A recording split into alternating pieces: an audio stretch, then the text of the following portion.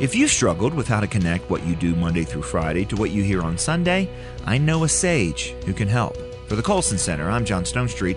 This is Breakpoint. So what does an M&amp factory in Virginia, a boardroom on Madison Avenue, the slave ship of John Newton, a U2 concert, and a cattle auction in Colorado have in common? Well, of course, each one is part of the every square inch over which Christ claims sovereignty, but each are also subjects of reflection in a tremendous new book by one of the wise and trusted sages in my life, Dr. Stephen Garber. His new book, The Seamless Life, A Tapestry of Love, Learning, Worship, and Work, is now yet another piece of Steve's writing to mentor and challenge my thinking. His first book, The Fabric of Faithfulness, is an essential resource for anyone in Christian education. And even if you're not, his description of Christian worldview in that book is easily among the best that I know of.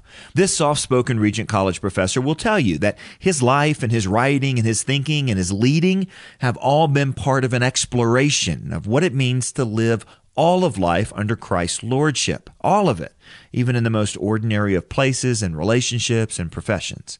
In The Seamless Life, Garber explores how to live a life that's connected, not disconnected. And throughout the book, Steve weaves in and out of an amazing array of illustrations of people he's met, both in person and history, of movies and plays and songs and works of art, of honest cowboys and prayerful candy executives. And each short chapter begins with a photograph, most of them taken by Steve's own hand, of the places or people that he's talking about.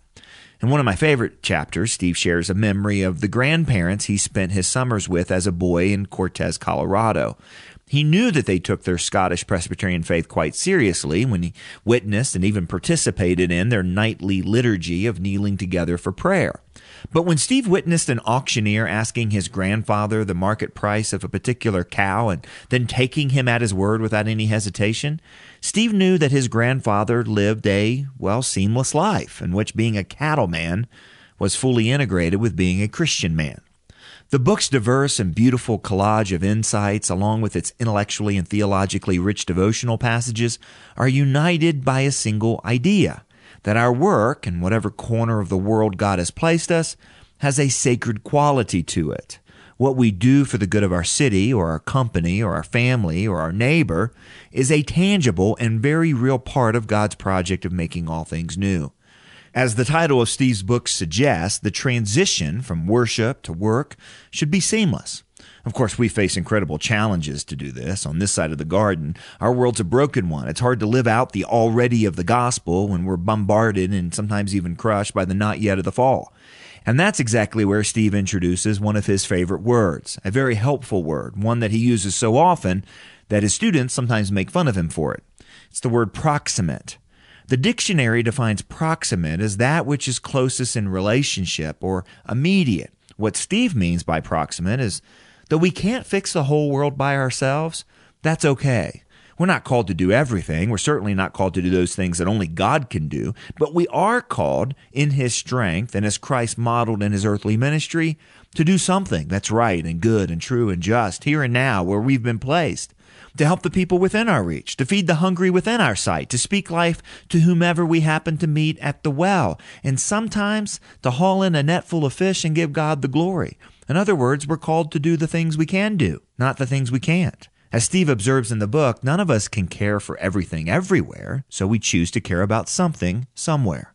And as the chapters progress, dealing with great works of literature and mundane parts of life and the world, it becomes clear that this caring is sacred.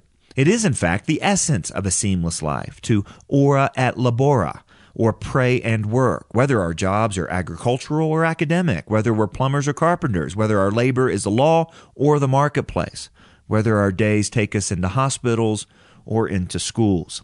Come to breakpoint.org/Garber. That's breakpoint.org/Garber. I'd love to send you a copy of The Seamless Life with your next gift of any amount to Breakpoint. And be sure to catch my interview with the one and only and very wise and helpful Steve Garber on the Breakpoint podcast. For Breakpoint, I'm John Stonestreet.